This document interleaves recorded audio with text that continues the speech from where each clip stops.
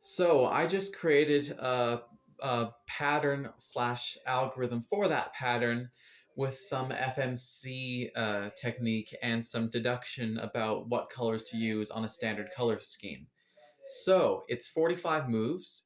And I'm going to start with white top, green front, and here's the algorithm: R2, L2, D prime, F prime, L, F prime, R2, F, L prime, F prime, R2, F2, D, R prime, L, B2, R, L prime, U2, D prime, L2, U prime, D, R, U, D prime, F, U, D prime, L, U, D prime, B2, U, D prime, R, U, D prime, F, U, D prime, L, U, D prime, R2.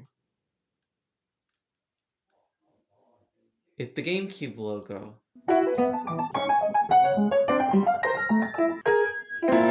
Now I'm going to explain how I made this pattern. So yeah, that's pretty much the whole video, just an algorithm on how to make this Gamecube pattern. There's a link in the description for how I came up with this algorithm. Meantime, cool.